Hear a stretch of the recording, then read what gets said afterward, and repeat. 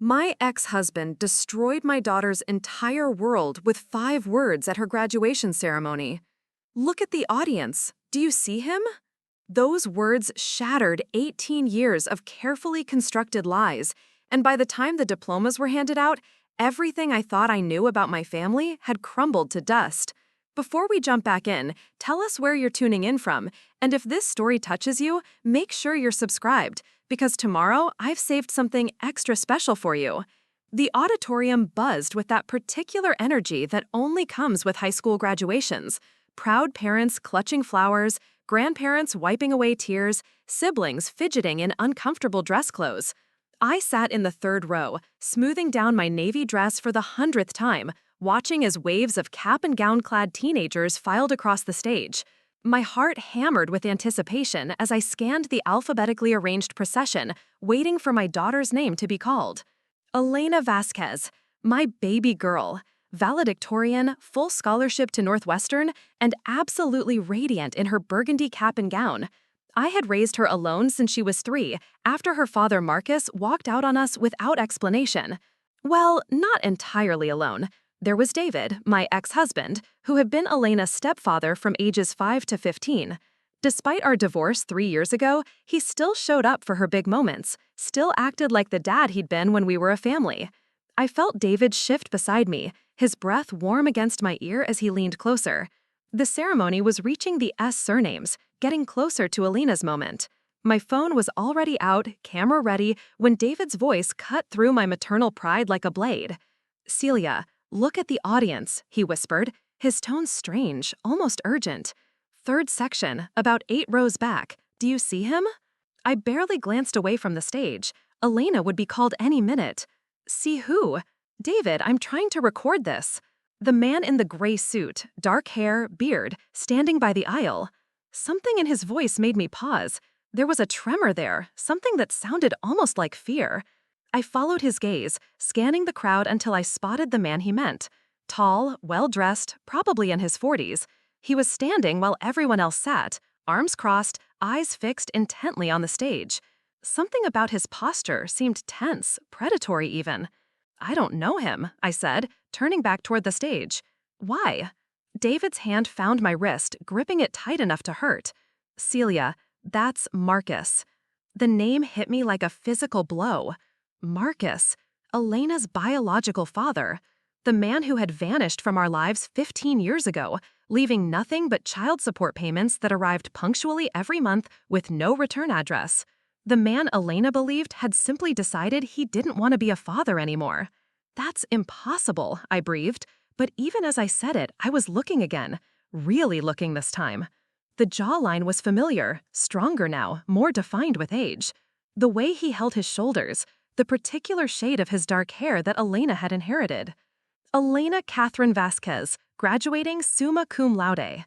My daughter's name echoed through the auditorium, but I barely heard it. My eyes were locked on Marcus, watching as he straightened, a small smile playing at the corners of his mouth. He started moving down the aisle, closer to the stage, and that's when I saw it. The phone in his hand, angled toward Elena as she walked across the platform to receive her diploma. He was recording her, my daughter. The child he had abandoned was now walking across that stage to accept the highest honors, and he was there, in the shadows, documenting it like he had any right to witness this moment. "How long has he been coming to these things?" David asked quietly, never taking his eyes on Marcus. The question sent ice through my veins. "What do you mean, how long?" "Her junior year science fair. I thought I saw him in the back, but I convinced myself I was imagining things. Then at regionals for debate team last fall, and now here." I felt my breathing become shallow, rapid. "You've seen him before and didn't tell me?" "I wasn't sure, and I figured if you knew, you would have said something." Elena was shaking hands with the principal now, her radiant smile visible even from our seats. She looked so proud, so accomplished, completely unaware that the father she thought had rejected her was standing 20 feet away, watching her greatest moment unfold. "He has no right to be here," I whispered, my voice barely audible over the applause. "No right at all." Marcus was moving again, working his way back up the aisle, but slowly, deliberately, like he was savoring every second. Other parents were settling back into their seats as Elena disappeared into the crowd of graduates, but he remained standing, scanning the audience with purpose. That's when our eyes met. The recognition was instant and mutual. Even across the crowded auditorium, even after 15 years, I knew that face, and he knew mine. For a moment, neither of us moved. Then Marcus smiled. Not a friendly smile, not apologetic or uncertain. It was confident, almost smug, like he knew something I didn't. My pulse was thundering in my ears now. David, he's looking at me. I see that. What does he want? Why is he here? David's grip on my wrist tightened. I think there's something you should know. The ceremony continued around us, names being called, parents cheering, but it all felt distant and muffled. My entire focus had narrowed to the man who had once promised to love Elena forever and then disappeared without a trace. The man who was now standing in the back of her graduation ceremony like he belonged there. What should I know? I managed to ask. David hesitated, glancing around as if making sure no one could overhear us. Last month, Elena came to me with questions about her father, about why he really left. My stomach dropped. What kind of questions? She said she'd been doing some research, looking into public records, trying to piece together what happened when she was little. She found some things that didn't add up. The applause around us swelled as another graduate accepted their diploma, but I could barely hear it over the rushing sound in my ears. What things? Court documents, Celia, from around the time Marcus left. I turned to face David fully now, no longer caring about the ceremony, about recording Elena's moment, about anything except the growing dread in my chest. What court documents? David's face was pale, his expression grim. A custody petition that was never resolved, filed by Marcus just before he disappeared. The words didn't make sense. Marcus had left voluntarily. He had walked away from Elena, from us, because he decided he didn't want the responsibility anymore. That was the story I had told myself, told Elena, told everyone for 15 years. That's impossible. He left us. Did he, though, or did something else happen? I stared at David, searching his face for any sign that this was some kind of misunderstanding, some terrible mistake. But his expression remained serious, concerned, almost guilty. "You know something," I said slowly, "something you haven't told me." David glanced toward the back of the auditorium, where Marcus was still standing, still watching. "I think Elena found him first. I think that's why he's here." The ceremony felt like it was happening in slow motion now. Graduates filed across the stage, parents cheered, cameras flashed, but none of it seemed real. All I could think about was Elena, my brilliant, determined daughter, conducting research I never knew about, uncovering secrets I thought were buried forever. "How long has she been in contact with him?" I asked. "I don't know for sure, but Celia, there's more." Of course there was more. There was always more when your past decided to show up uninvited to your daughter's graduation ceremony. "The custody petition," David continued, his voice barely above a whisper. "It wasn't just about visitation rights. Marcus was trying to prove that Elena wasn't safe with you, that there were things happening in your house that made him fear for her welfare." My breath caught. "What are you talking about? Elena was perfectly safe. She was loved, cared for, protected." "I know that, but the documents Elena found suggest that Marcus thought differently. And now he's here, watching her graduate, and I'm wondering if he's planning to make contact with her directly." The implications hit me like a tsunami. If Marcus had been building a case against me 15 years ago, if he had evidence or allegations that I didn't know about, if Elena had found those documents and reached out to him. "Does she know he's here?" I asked. David shook his head. "I don't think so, but given what she's been researching, I think she might be expecting him." I turned back toward the stage, where Elena stood with her graduating class, cap tilted perfectly, that radiant smile still lighting up her face. She looked so happy, so accomplished, so completely unaware that her entire world was about to shift on its axis. Marcus was moving again, this time toward the exit, but slowly, deliberately, like he was giving me time to process, to decide what to do next. Before he reached the door, he turned back one final time, caught my eye again and mouthed something I couldn't quite make out, but David could. His sharp intake of breath told me everything I needed to know. "What did he say?" I whispered. David's face had gone ashen. He said, "Tell her I kept my promise."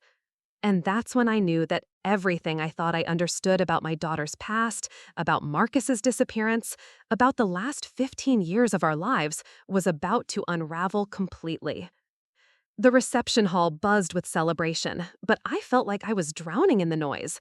Elena was surrounded by classmates and their families, accepting congratulations with that brilliant smile that had always reminded me so much of her father. The father who was apparently no longer missing, who had just sent me a cryptic message about keeping promises I didn't understand. David guided me to a quiet corner near the refreshment table, his hand steady on my elbow as my legs threatened to give out. My mind was racing, trying to process what had just happened, when Elena appeared beside us, her cap slightly askew and her cheeks flushed with excitement. "Mom, did you see? I can't believe it's finally over. 4 years of high school and now Northwestern in the fall." She threw her arms around me, and for a moment, I let myself sink into the normalcy of my daughter's joy. But over her shoulder, I caught David's worried expression, and reality crashed back in. "Sweetheart, you were amazing up there," I managed, pulling back to look at her face. "I'm so proud of you." Elena beamed, then turned to David. "And thank you for coming. I know things have been weird since the divorce, but it means everything that you're both here." David's smile looked strained. "Wouldn't miss it, kiddo." Something in his tone must have caught Elena's attention because her expression shifted slightly, became more observant. She had always been perceptive, too smart for her own boots sometimes. "Is everything okay? You both look kind of pale." I forced a laugh. "Just emotional. Your old mom getting teary-eyed at your graduation." But Elena wasn't buying it. Her dark eyes, so much like Marcus's, studied my face with unsettling intensity. "Mom, there's actually something I wanted to talk to you about. Something important." My heart hammered against my ribs. "What about, honey?" Elena glanced around the crowded reception hall, then back at me. "Not here. Too many people. But maybe when we get home tonight, there are some things I've discovered that I think you should know about." David and I exchanged looks. The moment we'd been dreading was here, and Elena was the one initiating it. "What kind of things?" I asked carefully. "About my dad, my real dad, about what really happened when I was little." The words hung in the air between us, like a loaded weapon. I could feel David tense beside me, could sense the careful facade we'd all been maintaining for years beginning to crumble. "Elena, sweetheart, we've talked about this before. Your father left when you were 3. He decided he wasn't ready for the responsibility of being a parent." Elena's expression didn't change, but something flickered in her eyes. Preparing and narrating this story took us a lot of time, so if you are enjoying it, subscribe to our channel. It means a lot to us. Now back to the story. Something that looked almost like pity. "Mom, I know that's what you've always told me, but I found some documents. Court filings, police reports." My blood turned to ice. Police reports? From 2009, the year he disappeared. Elena's voice was gentle but firm, like she was trying to break difficult news to a child. "There was an incident, Mom. Something that happened at our house. Something that made him file for emergency custody." I felt the floor tilting beneath me. Around us, the graduation celebration continued, parents chatting and laughing, students posing for pictures, but it all felt surreal and distant. "Elena, I don't know what you think you found, but I found the restraining order too," she said quietly, "the one you filed against him right before he disappeared. And I found the counterfiling he made, claiming you were an unfit parent." David stepped forward. "Elena, maybe we should take this conversation somewhere more private." "Why?" Elena asked, her gaze shifting between us. "So you can both keep lying to me about what really happened?" The accusation hit like a slap. I stared at my daughter, this brilliant young woman I'd raised, this child I'd protected and loved and sacrificed everything for, and saw a stranger looking back at me. Someone who had been conducting secret investigations into her own family, uncovering secrets I'd buried so deep I'd almost convinced myself they weren't real. "I never lied to you," I said, but even as the words left my mouth, I knew they weren't entirely true. "Then explain this." Elena pulled out her phone, swiped to a photo, and handed it to me. It was a screenshot of a legal document, partially redacted but clearly official.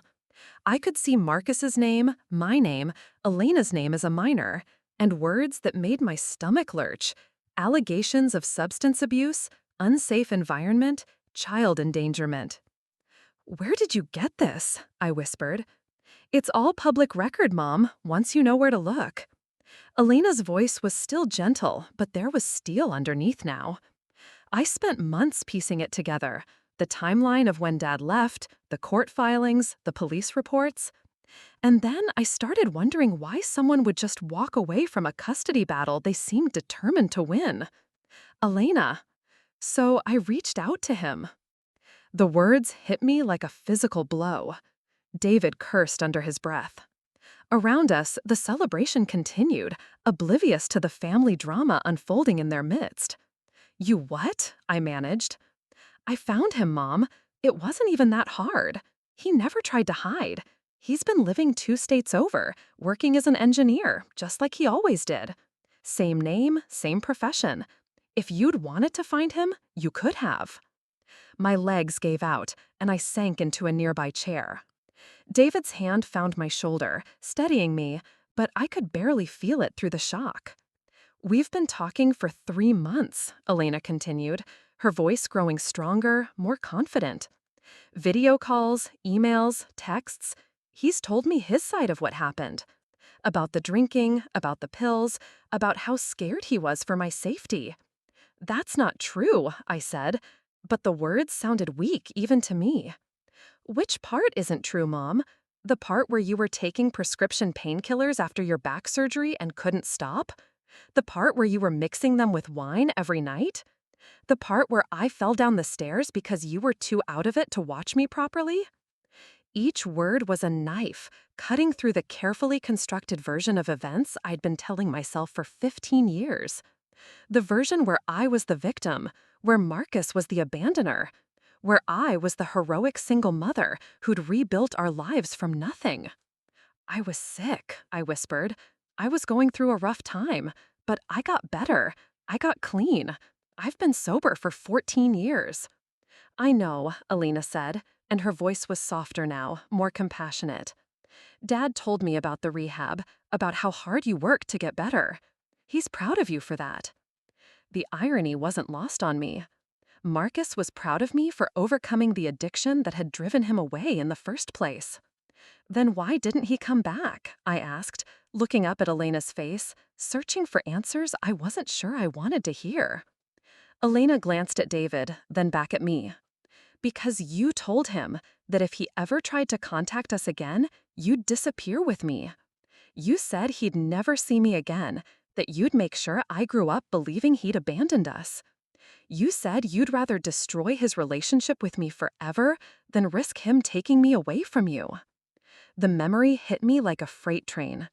I'd been desperate, terrified, still shaky from detox, and convinced that Marcus was going to use my addiction to steal my daughter.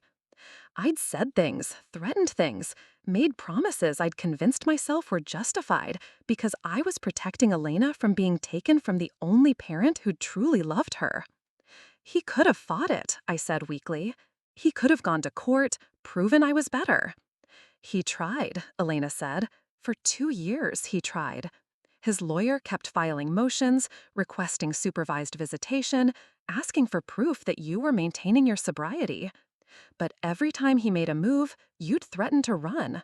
And his lawyer finally told him that a protracted custody battle would be traumatic for me, that it would be better to wait until I was older and could make my own decisions about contact." David was staring at me with an expression I'd never seen before. Not anger exactly, but something close to it. "Celia, is this true?" I couldn't meet his eyes. I was protecting her. From what? From her father who loved her? From being taken away from me?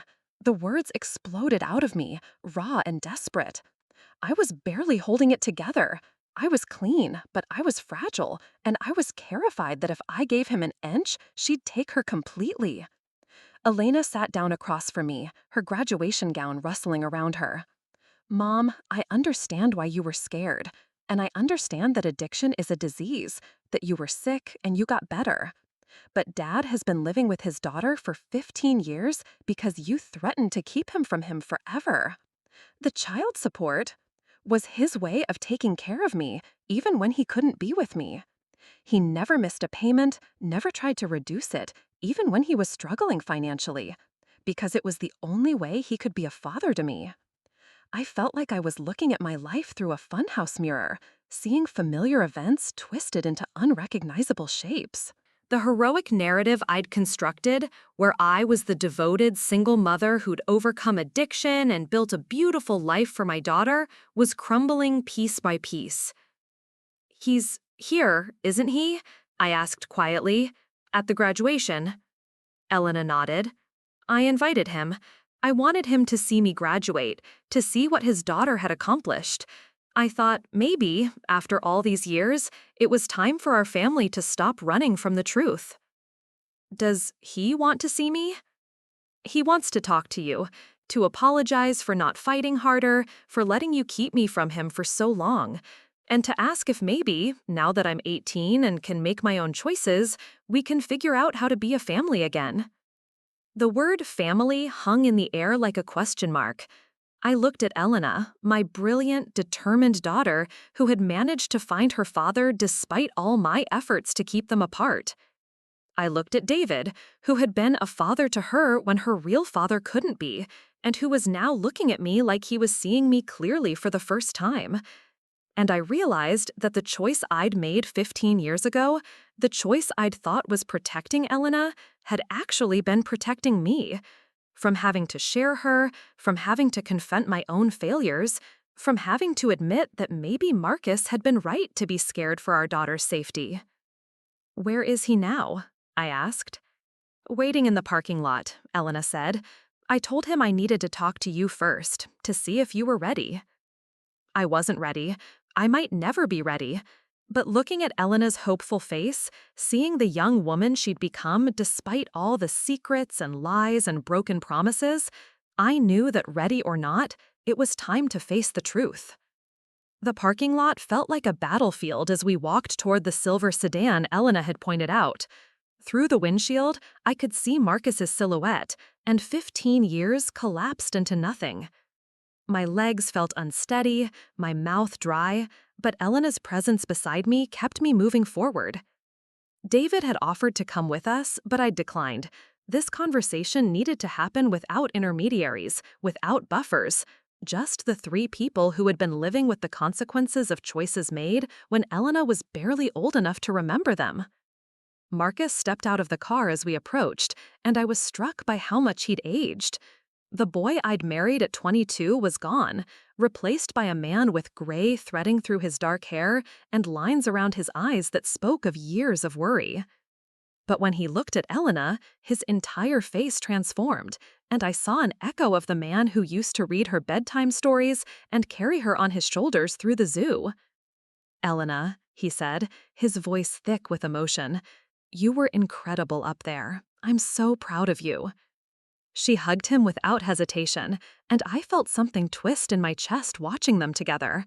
The easy affection between them, the way she fit against his shoulder, like she'd been doing it her whole life, instead of just for 3 months of secret phone calls.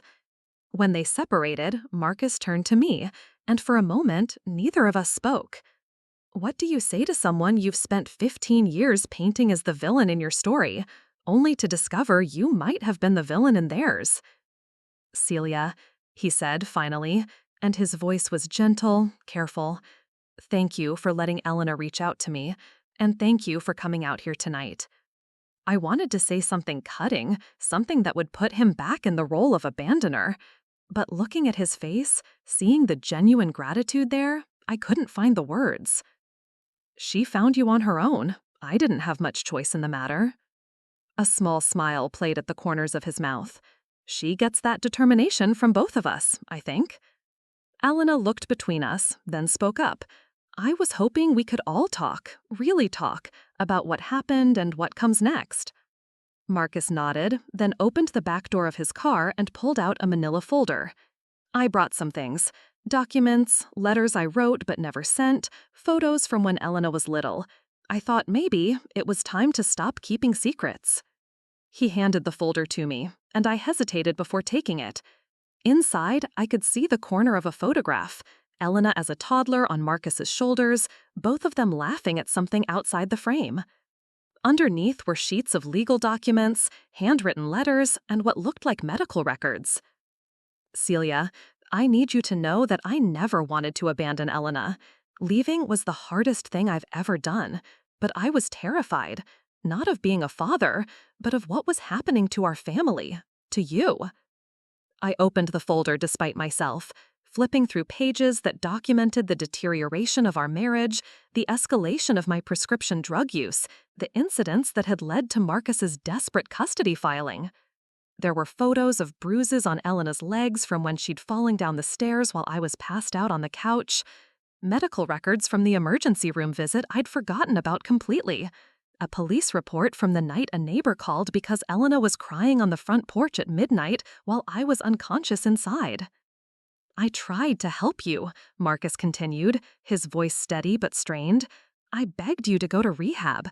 I offered to take time off work, to move in with my parents so you could get clean without worrying about Elena's care. But every time I brought it up, you accused me of trying to steal her from you. The memories were coming back now, fragments I'd buried so deep I'd convinced myself they'd never happened. The fights that got worse as my tolerance increased, the way Marcus would find Elena in the morning, still in yesterday's clothes because I'd forgotten to help her get ready for bed. The increasingly desperate attempts he'd made to get me to see that I was drowning and pulling our daughter down with me. I was sick, I said, but the words sounded hollow even to me. You were, and I should have understood that better, should have known that addiction was an illness, not a choice. But Elena was 3 years old, Celia. She was falling downstairs and going to bed hungry and waking up alone because you couldn't hear her crying from the other room. Elena was crying now, quiet tears that she wiped away quickly. Dad, you don't have to explain all this. Yes, I do, Marcus said, looking at her with such tenderness it made my chest ache. Because for 15 years, you've believed that I chose to leave you, that I didn't love you enough to stay. And that's not true. It's never been true. I flipped to another page in the folder and found myself looking at a letter dated 3 months after Marcus had left. It was addressed to me, but I'd never seen it before. In his careful handwriting, he'd written about how much he missed Elena, how he thought about her every day, how he'd started therapy to better understand addiction, and how he could have supported me better during my illness. You never sent this, I said. I wrote one every month for 2 years, sometimes twice a month. I never sent them because my lawyer said any contact with you could be seen as harassment, could hurt my chances in court. Your chances in court, I repeated. You mean your chances of taking Elena away from me? Marcus was quiet for a long moment. Then he sighed. Celia, by the time I filed for custody, you were so deep in your addiction that Elena was essentially raising herself. She was 3 years old, and she knew how to call 911. She knew which neighbors to go to when you wouldn't wake up. She was living in survival mode. The truth of it hit me like a physical blow. I remembered teaching Elena those things, remembered feeling proud of how mature and responsible she was for her age. I told myself I was giving her independence, but really, I'd been forcing her to become an adult because I couldn't function as one. When you got clean, Marcus continued, when you went to rehab and started rebuilding your life, I was proud of you, genuinely proud, and I wanted to come back, wanted us to figure out how to be a family again. Then why didn't you? Because you told me that if I ever came back, you'd disappear with Elena. You said you'd rather she grow up thinking I was dead than risk me taking her away from you. And I believed you would do it. I remembered that conversation now, remembered the fury and desperation that had driven those words. I'd been clean for 6 months, shaky but sober, and Marcus had called to ask about visitation. The thought of sharing Elena, of admitting that someone else might have a claim to her love, had sent me into a panic. I was scared, I whispered. I know. And I should have fought harder, should have called your bluff. But my therapist said that a custody battle would be traumatic for Elena, that it would be better to wait until she was old enough to make her own choices about contact. So I waited, and I sent child support every month because it was the only way I could take care of her. Elena stepped closer to me, her graduation gown rustling in the evening breeze. Mom, he never stopped loving me. He never wanted to leave. He's been waiting for 15 years for me to be old enough to find him myself. I looked at my daughter, this brilliant young woman who had somehow managed to become everything I'd hoped for, despite all the lies and secrets and broken promises that had shaped her childhood. Are you angry with me? Elena considered the question seriously. I'm sad. I'm sad that I missed 15 years with my dad because of choices made when I was too young to understand them. But I'm not angry. You were sick, and you got better. You raised me, you loved me, you gave me everything you could. And Dad understood why you were scared. Marcus nodded. Elena told me about David, about how good he was to both of you during your marriage. I'm grateful he was there when I couldn't be. The generosity of the statement broke something inside me. Here was the man I'd spent 15 years vilifying, thanking my ex-husband for stepping in to be a father to the daughter I'd kept from him. I don't know how to fix this, I said, my voice barely above a whisper. We don't have to fix it, Elena said. We just have to decide what comes next. Marcus reached into his jacket pocket and pulled out a small wrapped gift. This is for you, he said, holding it out to Elena. I've been saving it for your graduation. Elena unwrapped it carefully, revealing a silver locket. Inside was a tiny photo of the three of us from when she was 2, before everything fell apart. We looked happy, like a real family. I want you to know, Marcus said, that no matter what happens going forward, I don't regret the years we had together, all 3 of us. And I don't regret that your mom fought so hard to keep you, even if I disagreed with her methods. It means you were raised by someone who loved you fiercely. Elena put the locket around her neck, then looked at both of us. I'm going to Northwestern in the fall. I want both of you in my life. I want Dad to help me move into my dorm, and I want Mom to visit me for Parents' Weekend. I want to spend Christmas with one of you and Thanksgiving with the other. I want to stop living in the shadow of choices made when I was 3 years old. What about David? I asked. Elena smiled. David's my stepdad. That doesn't change because I have a relationship with my biological father. There's room in my life for all the people who love me.